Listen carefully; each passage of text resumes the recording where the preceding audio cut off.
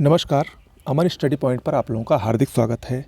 देखिए, आज से आपको करंट अफेयर्स के 50 प्रश्न डेली कराए जाएंगे।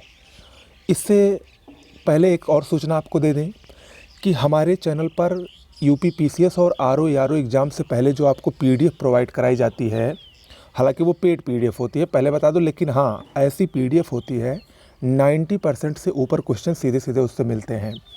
तो वो पीडीएफ आपकी 16 से 18 जनवरी के बीच में लॉन्च हो जाएगी।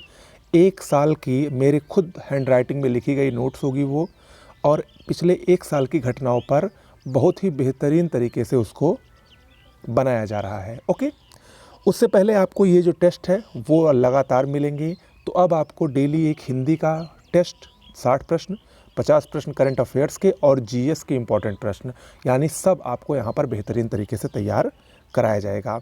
चलिए शुरुआत करते हैं आज के अपने पहले टेस्ट की। और चूँकि ये टेस्ट है इसीलिए इसमें बहुत ही सीधे स्ट्रेट फॉरवर्ड तरीके से हम इसको करेंगे जल्दी से। पहला प्रश्न, हाल ही में किस खिलाड़ी को वर्ष 2023 के बैलन डियोर अवार्ड से सम्मानित किया गया? ये हैं लियोनेल मेसी, जो कि अर्जेंटीना के फुटबॉलर हैं, अर्जेंटीना राष्ट्रीय फुटबॉल टीम के कप्तान हैं और बहुत ही बेहतरीन प्लेयर हैं। उनको बैलन डियोर अवार्ड 2023 से सम्मानित किया गया। और आप लोग इसमें स्कोर अपना बताइएगा। दूसरा प्रश्न है, नागरिक उड्डयन महानिदेशालय से ड्रोन लाइसेंस प्राप्त करने वाली भारत की पहली कंपनी कौन बनी है? ये कंपनी है थ्रॉटल एरोस्पेस सिस्टम। कौन सी है?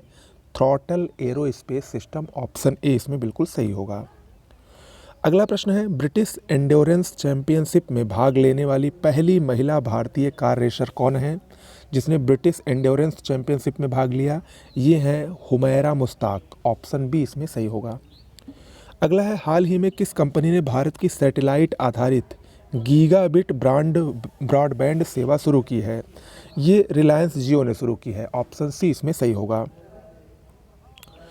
अगला प्रश्न है, हाल ही में केंद्रीय मंत्री सर्बानंद सोनोवाल द्वारा मुंबई में पहला अंतर्राष्ट्रीय क्रूज लाइनर लॉन्च किया गया है। इस क्रूज लाइनर का नाम क्या है? देखिए, मुंबई में लॉन्च किया गया है, ये तो एक बात हो गई।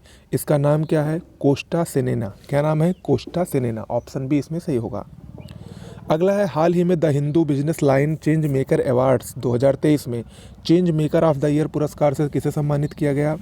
ये पुरस्कार मिला है आरबीआई को, रिजर्व बैंक ऑफ इंडिया को। ऑप्शन सी इसमें सही होगा। अगला है, हाल ही में किस देश ने दुनिया की पहली passenger carrying flying taxi EHang EH216S को मंजूरी दी है? इहांग ये चीन ने मंजूरी दी है। ऑप्शन सी याद रखिएगा। और ये दुनिया की पहली फ्लाइंग टैक्सी है, ओके, उड़ने वाली।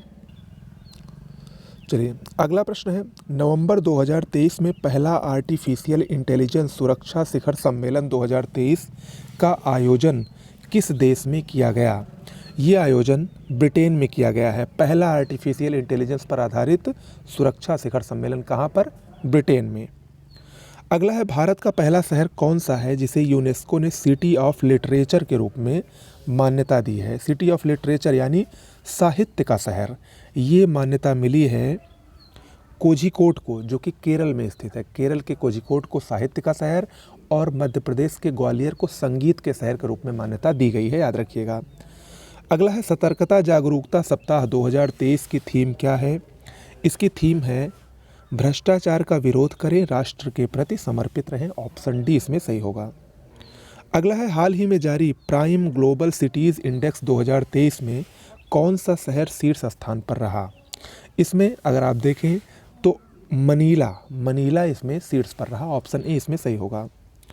निम्नलिखित में से कौन एडेलगिव हुरून इंडिया परोपकार सूची 2023 में शीर्ष पर है? जिन्होंने सबसे ज़्यादा दान दिया है, ये वो वाली सूची है। और इसमें शीर्ष पर शिव नादर हैं। ऑप्शन सी सही होगा, शिव नादर। अगला है, भारतीय मूल की किस लेखिका को 2023 के ब्रिटिश अकादमी पुस्तक पुरस्कार से सम्मानित किया गया है? ब्रिटिश एकेडमी का जो बुक अवार्ड है वो नंदिनी दास को दिया गया है। ऑप्शन डी इसमें सही होगा। अगला है, किस व्यक्ति ने young wild life photographer of the year 2023 का पुरस्कार जीता है? ये पुरस्कार विहान्या ताल्या विकास ने जीता है। ऑप्शन ए सही होगा। प्रोजेक्ट कुश के तहत किस संस्था द्वारा लॉन्ग रेंज की सरफेस टू एयर मिसाइल यानी LRSAM का निर्माण किया जा रहा है?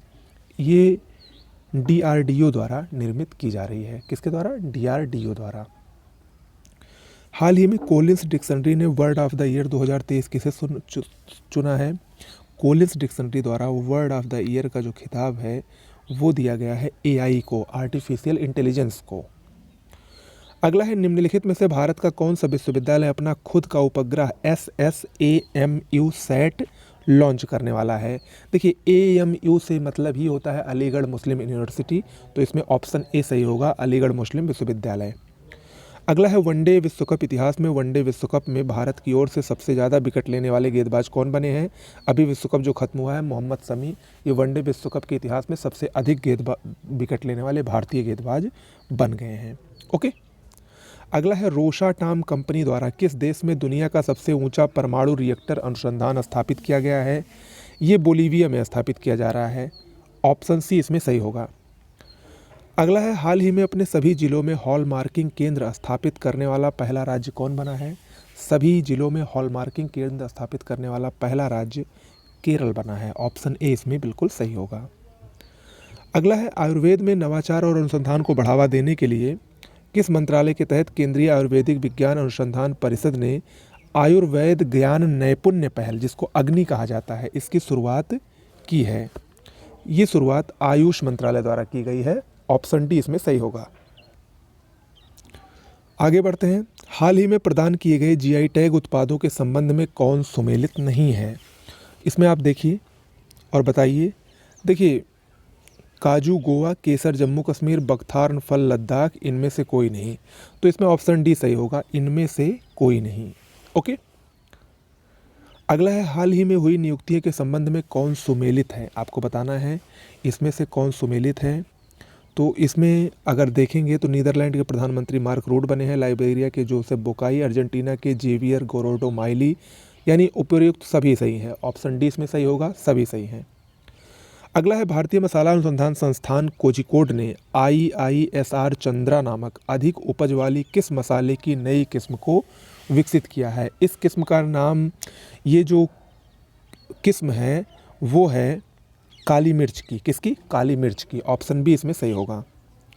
अगला है, निम्नलिखित में से किस एक्सप्रेसवे को उत्तर प्रदेश के पहले सोलर एक्सप्रेसवे के रूप में विकसित किया जाएगा? ये है बुंदेलखंड एक्सप्रेसवे। ऑप्शन ए इसमें सही होगा। अगला है, दुनिया का पहला 3D मुद्रित मंदिर का निर्माण किस राज्य में किया गया है? विश्व का पहला 3D मुद्रित मंदिर ये तेलंगाना में निर्मित किया जा रहा है। ऑप्शन बी इसमें सही होगा, मोस्ट इंपॉर्टेंट है।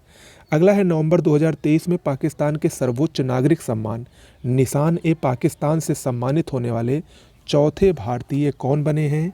ये हैं सैयदना मुफद्दल सैफुद्दीन। ऑप्शन ए इसमें सही होगा। अगला है, भारत और नेपाल के मध्य 17वें संयुक्त सैन्याभ्यास सूर्य किरण का आयोजन कहाँ पर किया गया? ये सूर्य किरण भारत और नेपाल से संबंधित युद्धाभ्यास है, ये याद रखिएगा। इसका आयोजन कहाँ पर हुआ? उत्तराखंड में, पिथौरागढ़ में। ऑप्शन बी इसमें सही है। नवंबर 2023 में बंगाल की खाड़ी में आए चक्रवात माइकोंग का, या इसको मिचोंग भी कहा जाता है, याद रखिएगा, इसका नामकरण किस देश द्वारा दिया गया है? तो इसका जो नाम है वो म्यांमार ने दिया है। ऑप्शन सी इसमें सही होगा। अगला है, हाल ही में किस देश ने नई दिल्ली स्थित अपने दूतावास को अस्थायी रूप से बंद करने की घोषणा की है? ये अफ़गानिस्तान ने फैसला लिया है। ऑप्शन बी इसमें सही होगा, क्योंकि अफ़गानिस्तान में अब तालिबानियों का शासन है, जिसकी वजह से अफ़गानिस्तान ने ये फैसला लिया है। ओके। अगला है, खेलो इंडिया पैरा गेम्स का पहला संस्करण कहाँ आयोजित किया जाएगा? खेलो इंडिया पैरा गेम्स 19 जनवरी से स्टार्ट हो रहे हैं और ये नई दिल्ली में खेले जाएंगे, यानी पहला जो इसका संस्करण है, फर्स्ट एडिशन है, वो नई दिल्ली में आयोजित होगा। अगला है, राष्ट्रपति द्रौपदी मुर्मू ने किस राज्य में ब्रह्म कुमारीज द्वारा आयोजित राष्ट्रीय शिक्षा अभियान नए भारत के लिए नई शिक्षा का शुभारंभ किया है? उड़ीसा में। कहाँ पर? उड़ीसा में। ऑप्शन सी इसमें सही होगा। अगला है, निम्नलिखित में से किसे 2024 के लिए संयुक्त राष्ट्र लेखा परीक्षक पैनल का उपाध्यक्ष नियुक्त किया गया है? ये हैं गिरीश चंद्र मुर्मू। ऑप्शन सी सही होगा, गिरीश चंद्र मुर्मू। ये भारत के बाह्य लेखा और नियंत्रक परीक्षक भी हैं। अगला है, भारत ने 2 महीने की रोक के बाद किस देश के नागरिकों के लिए इलेक्ट्रॉनिक वीज़ा सेवाएं फिर से शुरू कर दी हैं? कनाडा के लिए। ओके। कनाडा से बीच में कुछ विवाद हो गया था, लेकिन अब भारत ने फिर से इलेक्ट्रॉनिक वीज़ा सेवाएं कनाडा के लिए शुरू कर दी हैं। निम्नलिखित में से किस भारतीय खिलाड़ी ने दोहा में आयोजित IBSF विश्व बिलियर्ड्स चैंपियनशिप का खिताब 26वीं बार जीता? ये हैं भारत के चैंपियन खिलाड़ी पंकज अडवाणी। ऑप्शन ए इसमें सही होगा। अगला है, हाल ही में सौरव गांगुली को किस राज्य का ब्रांड एम्बेसडर घोषित किया गया है? सौरव गांगुली को पश्चिम बंगाल ने अपना नया ब्रांड एम्बेसडर बनाया है। ऑप्शन बी इसमें सही होगा। अगला है, छात्रों के लिए समान अवसर सुनिश्चित करने के उद्देश्य से किस राज्य सरकार ने हाल ही में हर बच्चे के लिए हर अधिकार नामक एक अभियान शुरू किया है? इस सरकार का या इस राज्य का नाम क्या है? इस राज्य का नाम है उत्तर प्रदेश। ऑप्शन ए इसमें सही होगा। 54वें अंतर्राष्ट्रीय भारतीय फिल्म महोत्सव 2023 का आयोजन किस राज्य में किया गया? देखिए, जो अंतर्राष्ट्रीय भारतीय फिल्म महोत्सव होता है वो लगभग गोवा में ही आयोजित किया जाता है और इस बार भी गोवा में ही इसका आयोजन हुआ। और ये सब जो मैं आपको करा रहा हूँ वन लाइनर, ये आपको जो हमारी करंट अफेयर्स की PDF मिलेगी, लॉन्च हो रही है, उसमें सब कुछ बहुत बढ़िया तरीके से दिया गया है। ये मानकर चलिएगा, जितने भी प्रश्न हैं सब आपको वहाँ पर भी मिलेंगे। अगला प्रश्न है, ICC विश्व कप 2023 में प्लेयर ऑफ द टूर्नामेंट का खिताब किसे दिया गया? प्लेयर ऑफ द टूर्नामेंट ये विराट कोहली को दिया गया था। ऑप्शन ए सही है, विराट कोहली। सेनिस पलासियोस, नाम याद रखिएगा, ये मिस यूनिवर्स 2023 बनी है, पहली बात तो। और इनका संबंध किस देश से है, ये किस देश की हैं? तो ये हैं निकारागुआ की। कहाँ की हैं? निकारागुआ। तो ये याद रखिएगा, मिस यूनिवर्स कौन बनी है? सेनिस पलासियोस। कहाँ की हैं? निकारागुआ की हैं। अगला है, एशिया प्रशांत आर्थिक सहयोग यानी APEC देशों का शिखर सम्मेलन 2023 का आयोजन किस देश में किया गया? ये अमेरिका के सैन फ्रांसिस्को में आयोजित हुआ। ऑप्शन ए इसमें सही होगा। अगला है, ICC हॉल ऑफ फेम के संबंध में कौन सा कथन सत्य है? पहला कथन है, मैं कथन पढ़ दे रहा हूँ, Diana Edulji ICC hall of fame में शामिल होने वाली पहली भारतीय महिला क्रिकेटर बन गई हैं। बिल्कुल सही है। पूर्व ओपनर वीरेंद्र सहवाग को भी ICC हॉल ऑफ फेम में शामिल किया गया है। बिल्कुल सही है। श्रीलंका के अरविंद डिसिल्वा को भी शामिल किया गया है। ये भी सही है, यानी ऑप्शन डी सही है। उपर्युक्त सभी सही हैं इसमें। और ये बहुत ही महत्वपूर्ण प्रश्न है, खासकर ये डायना एडोल्जी के बारे में याद रखिएगा। ये भारतीय हैं और पहली महिला क्रिकेटर हैं जो ICC हॉल ऑफ फेम में शामिल हुई हैं। अगला है, पोलिस रम कंपनी डिक्टाटोर का नेतृत्व करने के लिए AI पावर्ड ह्यूमनॉइड रोबोट को नियुक्त किया गया है। उसका नाम क्या है? उसका नाम है मीका। क्या नाम है? मीका। ऑप्शन ए सही है, मीका। सैयद मुश्ताक अली ट्रॉफी 2023 का खिताब किस टीम ने जीता है? सैयद मुश्ताक अली ट्रॉफी ये पंजाब ने जीता है। ऑप्शन ए इसमें सही होगा। अगला है, हाल ही में अंतर्राष्ट्रीय क्रिकेट के इतिहास में टाइम आउट होने वाले दुनिया के पहले क्रिकेटर कौन बने हैं? ये है श्रीलंका के ऑलराउंडर एंजेलो मैथ्यूज। ये विश्व के पहले क्रिकेटर हैं जो टाइम आउट का शिकार हुए हैं। ऑप्शन ए इसमें सही होगा। अगला है, हाल ही में मुख्य सूचना आयुक्त के रूप में किसे नियुक्त किया गया है? मुख्य सूचना आयुक्त के रूप में हीरालाल सामरिया को नियुक्त किया गया है। ऑप्शन बी इसमें सही होगा। अगला है, 9वां भारत अंतर्राष्ट्रीय विज्ञान महोत्सव 2024 किस राज्य में आयोजित किया जाएगा? भारत अंतर्राष्ट्रीय विज्ञान महोत्सव 2024 का आयोजन ये हरियाणा में होगा। ऑप्शन सी इसमें सही है। अगला है, आपको बताना है गीत एम्बेंड्स इन मिलेट्स के संबंध में कौन सा कथन सत्य है? देखिए, ये बहुत ही महत्वपूर्ण गीत है। पहला कथन है, इसे best global music performance category में ग्रैमी अवार्ड के लिए नॉमिनेट किया गया है। बिल्कुल सही है। इसे फाल्गुनी शाह और गौरव शाह के साथ मिलकर PM मोदी ने तैयार किया है। PM मोदी की वजह से बहुत ही चर्चित गीत रहा है। बिल्कुल सही है। ऐसा पहली बार है जब किसी राजनेता को दुनिया के सबसे प्रतिष्ठित ग्रैमी नॉमिनेशन में जगह मिली है। ये भी बिल्कुल सही है। तो इसमें तीनों कथन सही हैं और ये बहुत ही महत्वपूर्ण है। इस गीत का नाम याद रखिएगा क्योंकि ये PM मोदी से जुड़ा है, जो कि सबसे महत्वपूर्ण है। ओके। अगला है, 5वें राज्य खाद्य सुरक्षा सूचकांक 2022-23 के संबंध में कौन सा कथन सत्य है? इसमें भी अगर आप देखें तो जो राज्य खाद्य सुरक्षा सूचकांक जारी किया गया है नीति आयोग द्वारा, उसमें केरल को शीर्ष स्थान मिला है। बिल्कुल सही। गोवा छोटे राज्यों में प्रथम स्थान पर है। बिल्कुल सही है। केंद्र शासित प्रदेश में जम्मू कश्मीर प्रथम स्थान पर है। ये भी सही है, यानी इसमें भी ऑप्शन डी सही होगा, उपर्युक्त सभी। ओके, तो इसमें ऑप्शन डी बिल्कुल सही है। अंतिम प्रश्न है, माउंट एवरेस्ट के पास 21,500 फीट से स्काई डाइव करने वाली पहली महिला कौन बनी है? शीतल महाजन। मोस्ट इम्पॉर्टेंट है, ये नौसेना की है। ये माउंट एवरेस्ट के पास 500 फीट से स्काई डाइव करने वाली ये पहली महिला बनी है। कौन? शीतल महाजन। ओके, तो आज के लिए इतना ही। ये रहे आपके 50 बहुत ही महत्वपूर्ण प्रश्न, और ऐसे ही ये सीरीज़ भी जैसे हिंदी की चल रही है वैसे ये भी जारी रहेगी। और याद रखिएगा, अब जो हिंदी का टेस्ट होगा वो आपके लिए रियल चैलेंज होने वाला है, अगले 10 टेस्ट। तो उसके लिए कमर कस लीजिए, पहला टेस्ट कुछ ही देर में आपके सामने होगा। ओके, नमस्कार।